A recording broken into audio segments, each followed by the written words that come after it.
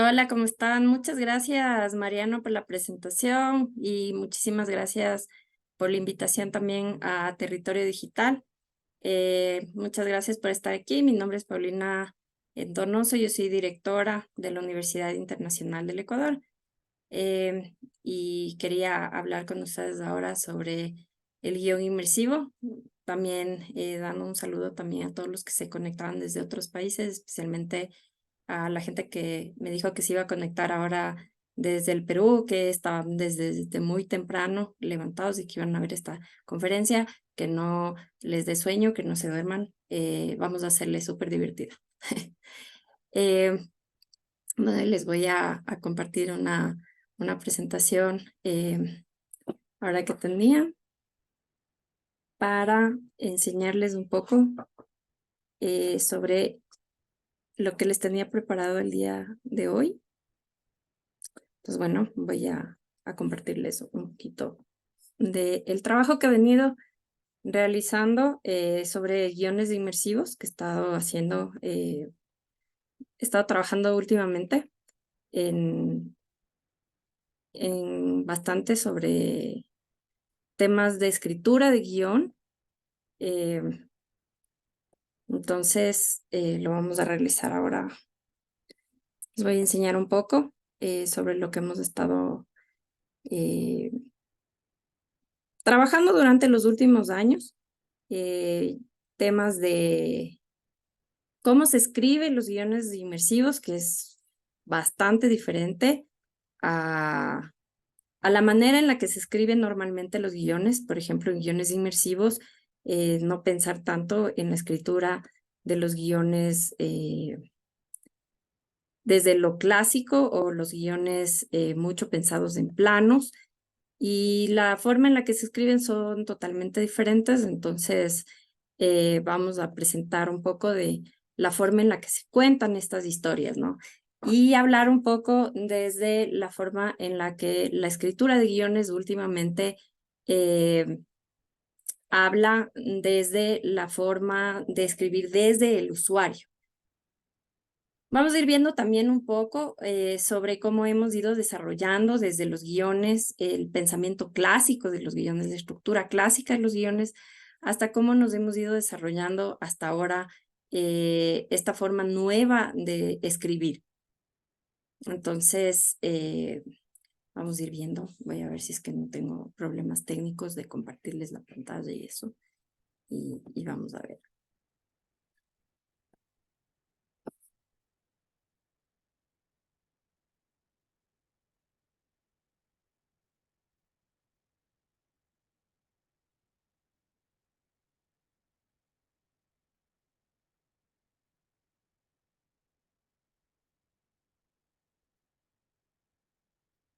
Eh,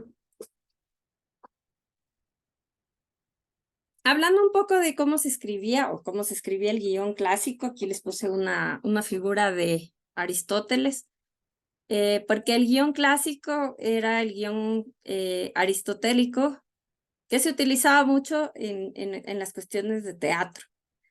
Eh, el guión clásico aristotélico tenía esta estructura de los 3 actos, que era este gancho o este inicio.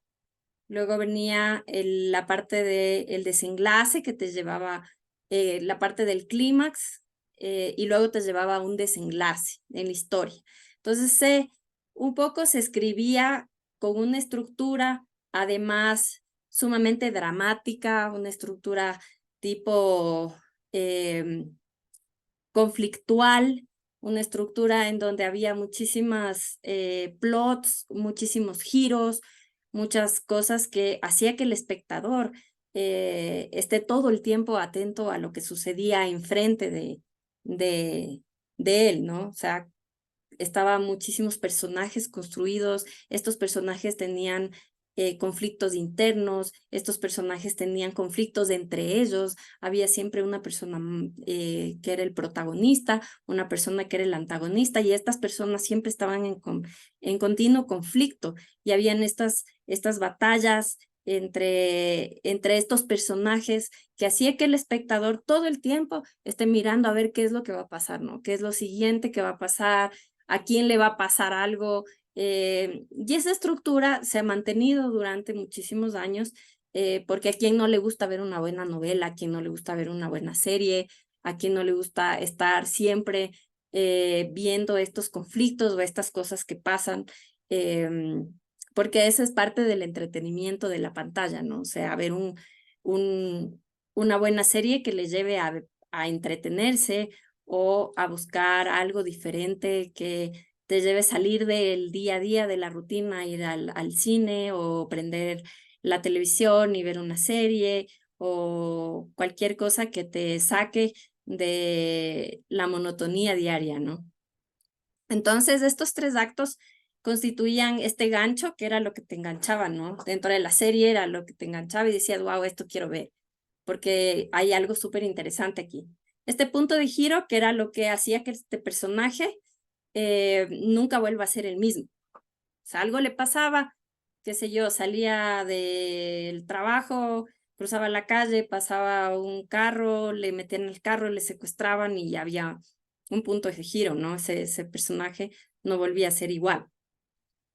O había esta pareja que estaba esperando la venida de un hijo y entonces se quedaba embarazada y entonces había ese punto de giro y venía esta familia que cambiaba porque había esta noticia.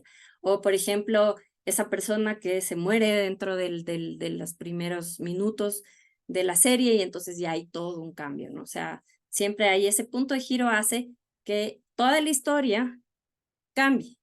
Entonces, ese punto de giro es lo que permite que la historia o el personaje principal de esta historia nunca vuelva a ser el mismo.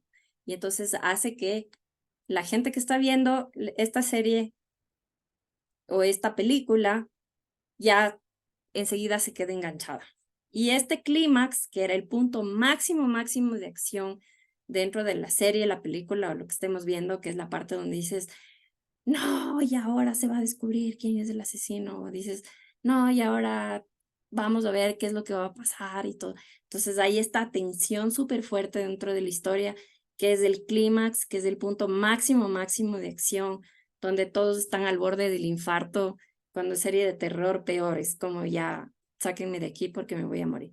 Y luego viene el desenlace, que es la parte en donde se soluciona toda la historia, y que puede tener varios finales, ¿no? Puede ser un final feliz o un final abierto o un final inesperado o un final súper triste. O sea, ese ya depende de la persona que escribe la historia en cómo quiere hacer todo este final.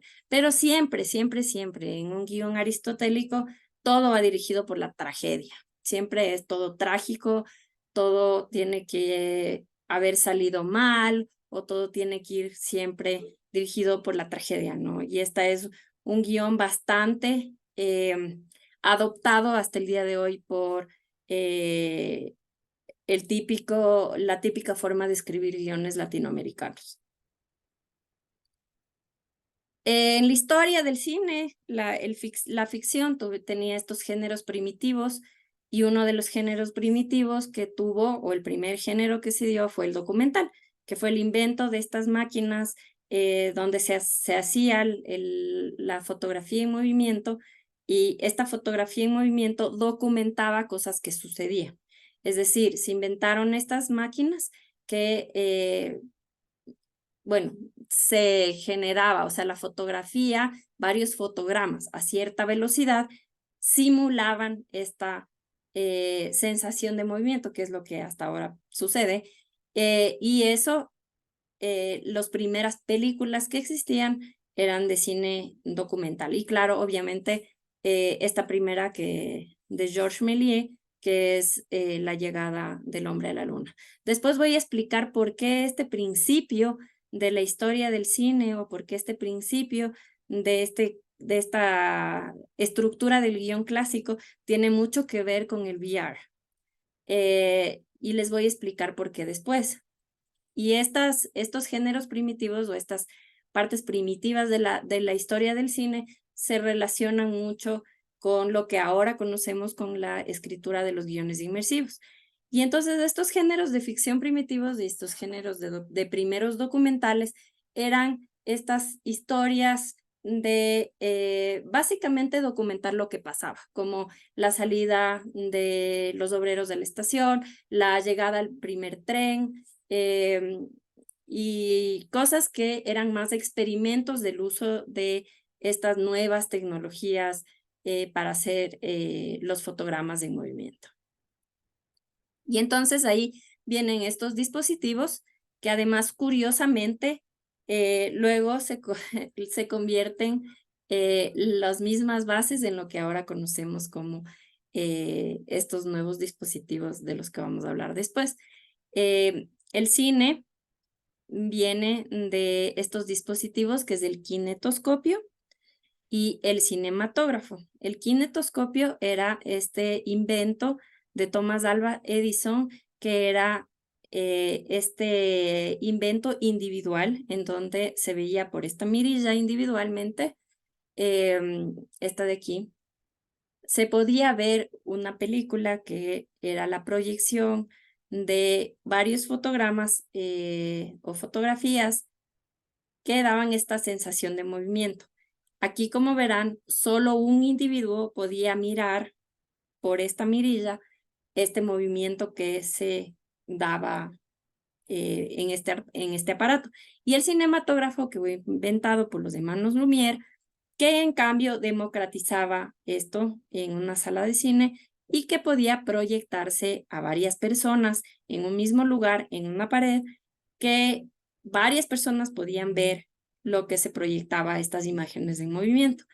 Luego, obviamente, el kinetoscopio en esa época no tuvo el éxito que tuvo el cinematógrafo, y el kinetoscopio llegó a quedarse aislado, puesto que hacía que una sola persona lo viera a través de esta mirilla, y el cinematógrafo, en cambio, democratizaba el acceso del cine a varias personas. Entonces ahí había la diferencia entre la parte individual y la parte democratizada.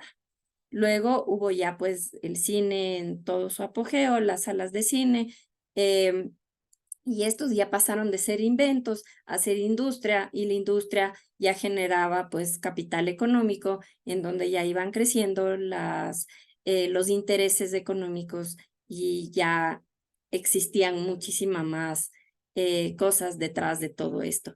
Y luego venían ya, por supuesto, las plataformas de streaming, en donde ya podías estar en tu hogar, en tu casa, y podías prender la televisión, entrar a las plataformas, ya no debías ir a salas de cine, y podías en la comodidad de tu hogar compartir una película en familia y poder ver. Y otra vez volvíamos también al aspecto de que individualmente, si estoy en mi casa solo, puedo acceder a una plataforma como es Netflix o HBO y ver una película. Yo solo en mi dispositivo, que en este caso era la televisión, pero no necesitaba un artefacto, digamos, como un casco VR, pero lo veía también, podía ver en solitario, y también se convierte entre lo individual y lo colectivo. Y ahí vienen después las nuevas tecnologías, ya con muchísimos pasos de los años, que son la realidad virtual y es el uso del casco de la realidad virtual para entrar a otra dimensión, digamos, o a otra realidad, a ver experiencias o películas que están relacionadas con el uso o la persona que entra a otro lugar diferente, se desconecta del mundo real y puede entrar a ver una película en otro lugar.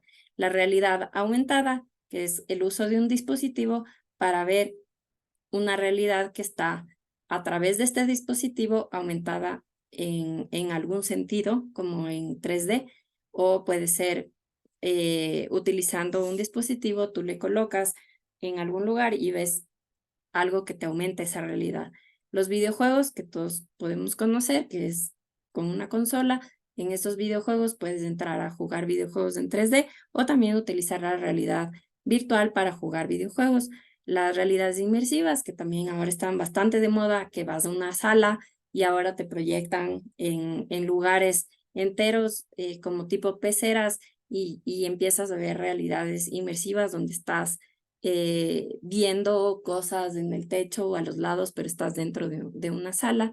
Y también hay las realidades mixtas, que puedes poner estas diferentes realidades en diferentes lugares de distintas formas, pero que están mezcladas las realidades. Entonces, con estas nuevas tecnologías, ¿qué es lo que pasa? Lo que pasa es que lo más importante se convierte, de lo más importante es el usuario. El usuario se convierte en lo más importante. Entonces, ¿qué es lo que pasaba antes? El usuario estaba separado de la realidad. Es decir, tú hacías una película y la persona iba al cine, se sentaba en la butaca y veía la película.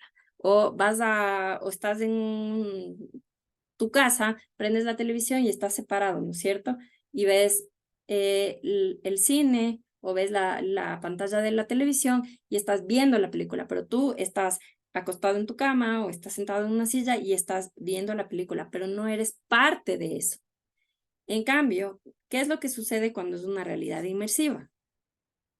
El usuario se convierte en parte de.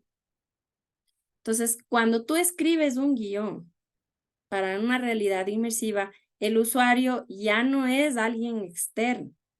Ahora el usuario es parte de. Entonces tú ya no haces un estudio de mercado para ver a quién le gustó la película de ficción, o no haces un estudio de mercado para ver si a los jóvenes de 18 a 20 años les gusta más el terror, o a las mujeres de 35 a 45 les gusta más las novelas del CGI. No, o sea, lo que haces ahora es, el usuario es incluirle en qué tipo de experiencia el usuario va a tener con lo que tú vas a escribir. Es decir, el guión ya se convierte en algo que tú vas a experimentar, o sea, vas a darle una experiencia al usuario. El usuario va a tener una experiencia con lo que tú escribes. El usuario va a usar tu corto, tu documental, tu 3D, tu película, todo lo que tú escribas, el usuario lo va a usar. Entonces, ¿qué experiencia le voy a dar al usuario? Yo, el momento en que yo escriba. Es decir, el pensamiento de escritura cambia completamente y tú tienes que pensar totalmente distinto. Es decir, que si tú aprendes guión clásico, vas a tener que olvidarte completamente de lo que aprendes y vas a tener que tener un pensamiento completamente diferente para poder escribir desde el usuario. Entonces, para poder escribir guiones inmersivos debes hacer ejercicios totalmente distintos de escritura. ¿Qué es lo que se hace primero? Primero vas a encontrar el tema, obviamente. El tema sobre el que quieres escribir. Cuando ya encuentras el tema sobre el que quieres escribir, generalmente vas a encontrar, si es que vas a hacer un documental o si es que vas a hacer una narrativa inmersiva, vas a encontrar un personaje. Lo mejor cuando tú haces guiones inmersivos es no utilizar una cantidad de personajes.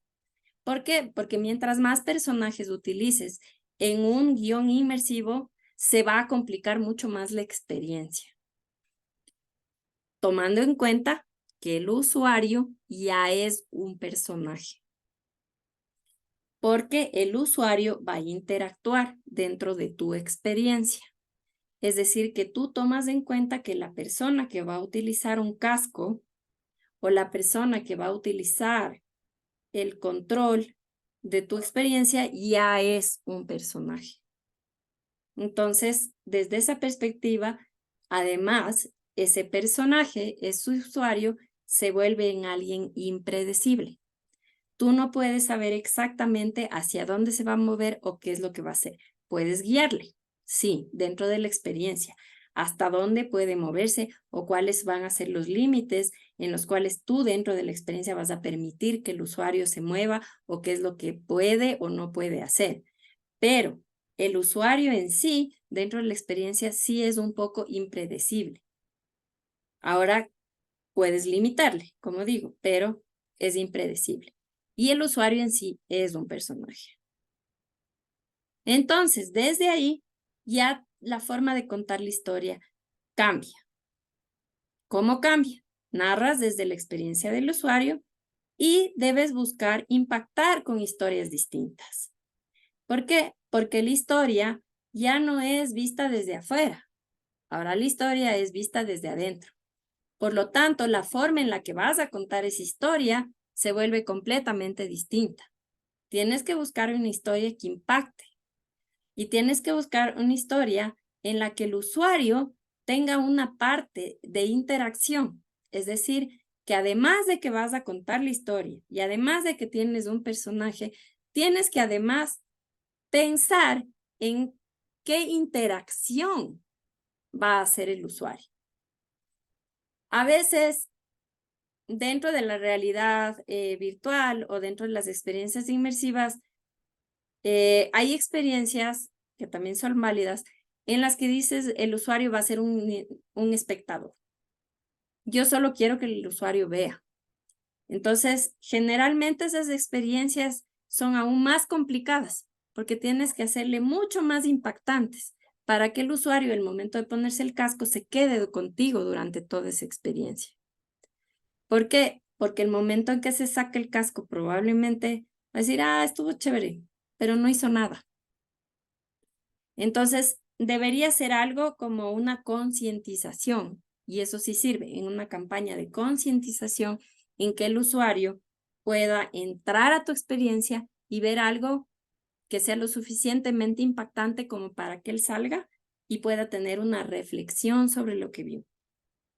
Pero si es que tú estás tratando de contar una historia que tenga otro sentido que no sea el de reflexión, debes buscar una interacción dentro del mundo.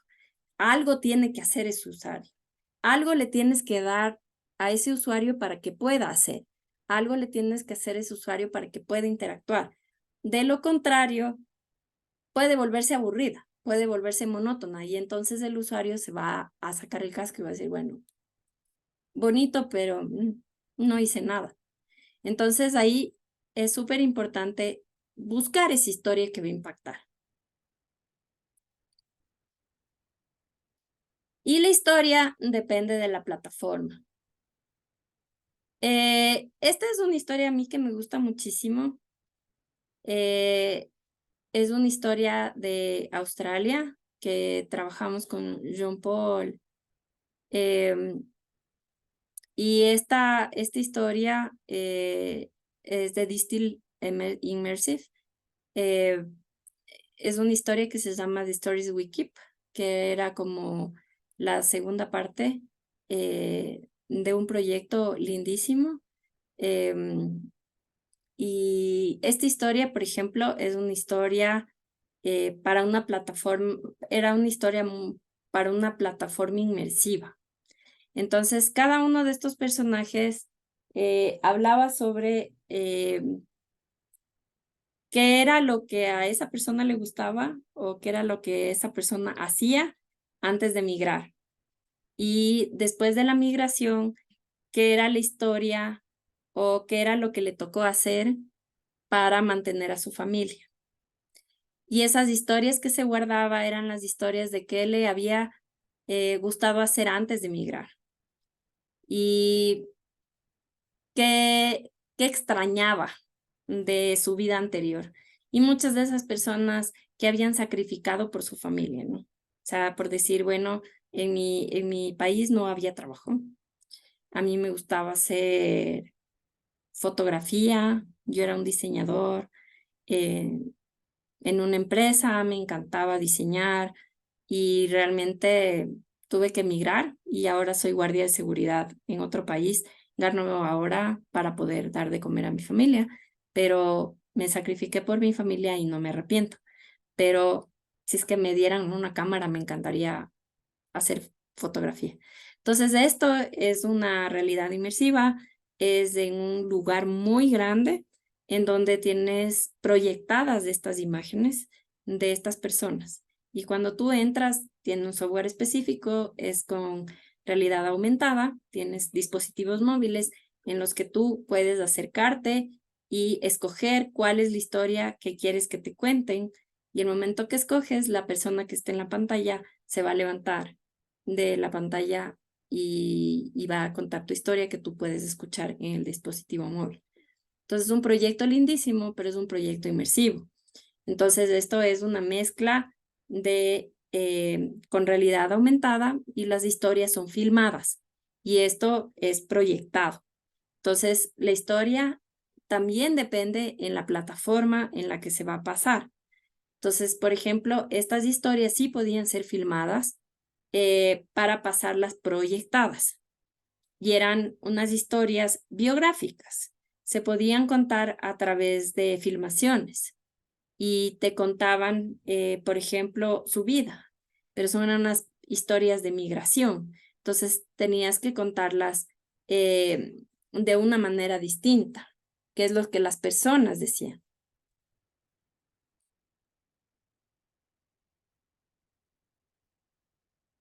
Ay, perdón. Esta, por ejemplo, es el proyecto que a mí me encanta. Este proyecto es mío, es como un proyecto que yo he querido muchísimo. Se llama When Silent Talks, que es un proyecto que narra muchas historias, bueno, narra las consecuencias del abuso y es la creación de varios mundos y cada mundo es una consecuencia del abuso. Y este proyecto ahorita se ha ido desarrollando a través de los años.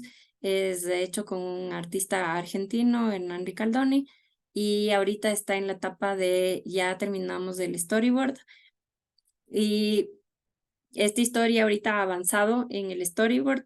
También, por ejemplo, hemos logrado ya avanzar de la parte de la idea del guión a un poco más en el story. Hemos puesto ya un poco de conceptualización de las imágenes y hemos hecho la conceptualización de estas imágenes ya poniendo los diferentes puntos de interacción que quería enseñarles un poco aquí.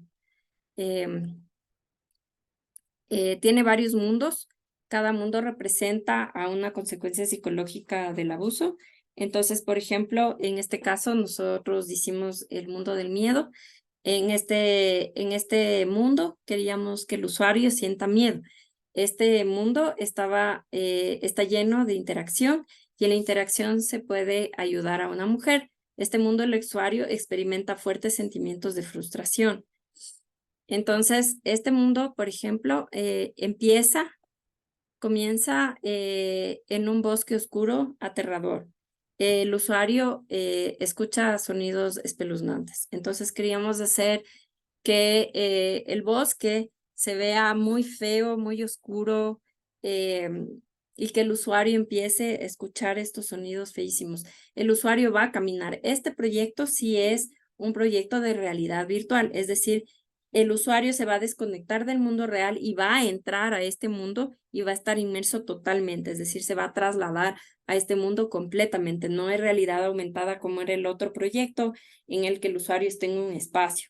En este caso, el usuario va a entrar adentro de este espacio completamente.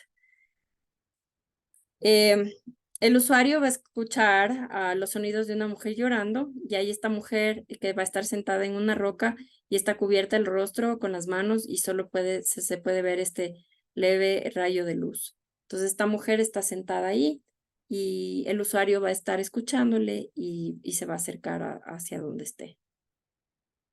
Encima de ella, de esa roca, va a haber múltiples máscaras de rostros aterradores que le gritan cosas muy feas y ella va a estar llorando. Entonces, cada máscara le va a estar gritando cosas como, cállate, no es verdad, todo lo que dijiste no es cierto, tú provocaste, o así son los hombres, o es que tú te pusiste minifalda, o cosas que la sociedad puede decir a una mujer cuando esa mujer dijo me abusaron y no le creen o no le hacen caso. Entonces, ella va a estar diciendo, ayúdame, cállales, silénciales, y te va a decir, tápales la boca. Y el usuario en este mundo se va a acercar y va a taparles la boca. Y cuando les tape la boca, va a ver que se puede borrar las bocas de las máscaras. Y el rato que les borre, esas máscaras se van a silenciar. y el rato que se vayan silenciando, las máscaras se van callando. Entonces, pero son muchas máscaras. Entonces van a estar muchas máscaras y van a seguir apareciendo, pero el usuario va a tener que borrar. Pero va a ver que mientras les va borrando, todas estas máscaras se van silenciando y van a dejar de insultar y de gritar. Entonces la idea es que el usuario haga algo. El usuario va a hacer algo por esta mujer. Y el usuario va a silenciar a estas personas o estas máscaras que están diciendo cosas horribles. Y va a poder hacer algo. Y una vez que ya le logre silenciar a todas estas máscaras, la mujer deja de llorar y se levanta de la roca. Y es como que va a cambiar el escenario oscuro este que había del bosque y va a empezar a ver luz. Y se va a transformar este bosque y esta mujer se va a levantar y como que el usuario va a sentir que hace algo por esta mujer y todo este escenario oscuro y feo de además de muchas cosas que la sociedad dice se van a borrar. Y esta mujer se va a acercar, le va a agradecer y se va a transportar al siguiente mundo, porque hay varios mundos, cada mundo funciona como una especie de escape room y cada mundo va cambiando de paso a paso. Entonces, todo se trata de una experiencia. Escribir guiones inmersivos es contar la historia de lo que va a suceder en un escenario, básicamente. Entonces, por ejemplo, aquí tenemos un escenario y ustedes tienen que, por ejemplo, aquí pensar qué historia podría salir de aquí. Pueden salir muchas historias, millones de historias. A veces hacer el ejercicio es, yo mucho invito a las personas a usar inteligencia artificial como una forma de hacer storyboarding. Yo utilizo bastante inteligencia artificial para hacer storyboards. Utilizo Dalí, que fue lo que utilizamos para hacer el storyboard de When Silent Talks, y he utilizado Firefly también. A mí me sirve mucho ver imágenes. A veces la conceptualización de lo que yo estoy pensando, el rato que yo pongo en una imagen me ayuda mucho a visualizar lo que yo pienso en mi cabeza, visualizar en algo de materialización. A mí sí me sirve mucho el proceso de storyboard. Entonces, cuando yo estoy pensando algo, digo, voy a sacar una imagen y tal vez esa imagen me ayuda a conceptualizar y desde ahí escribir, porque ya veo el escenario completo. En guiones inmersivos sí necesitas ver el escenario completo. Y entonces, ¿qué es lo que va a suceder en este escenario? Acuérdense que no hay planos, lo cual es más difícil, de que una experiencia inmersiva se cuenta en la totalidad de este lugar, de que tienen que ver qué puntos van a tener la interacción, de qué hace el usuario y que hay que tomar cuenta el escenario.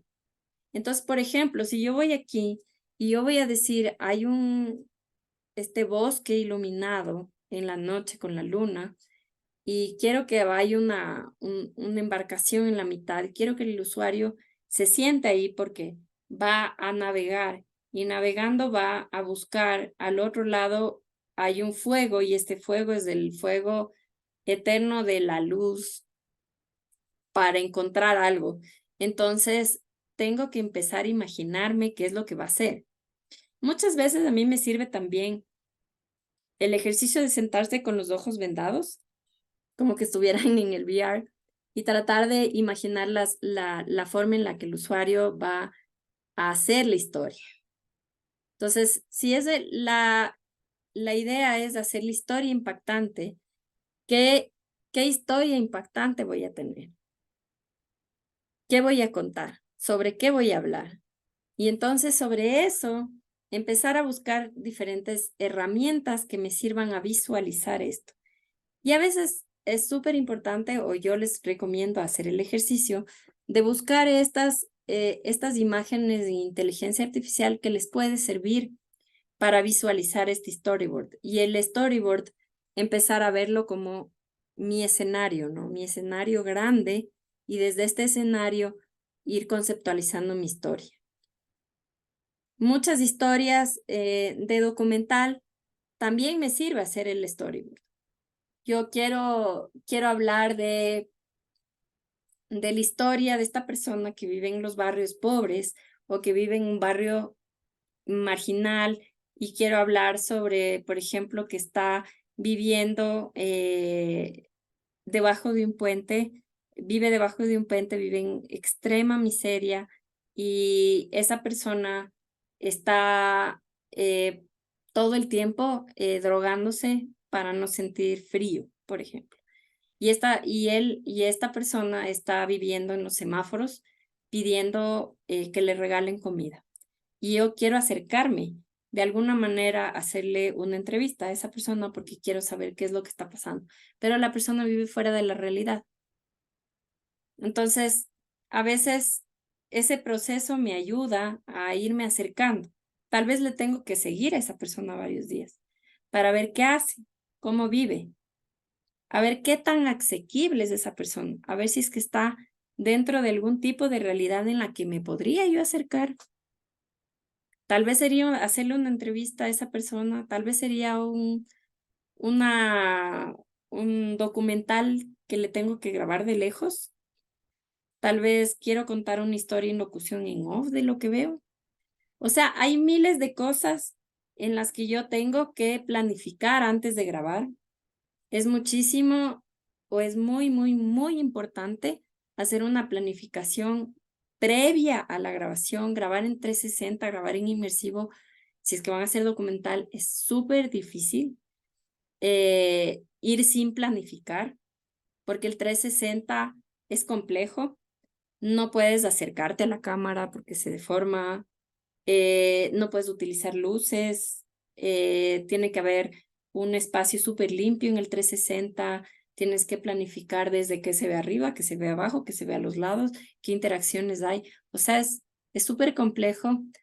Tal vez la ficción, tal vez el 3D es mucho más controlado también, pero hay un montón de cosas en el inmersivo que hay que planificarlas, mucha, mucha anticipación. Incluso cuando hay historias de 3D o cosas que se escriben, a veces hay que hablarlas, consultarlas con una persona que sepa sobre planos de arquitectura para ver cómo se hacen los espacios y cómo se puede hacer el movimiento.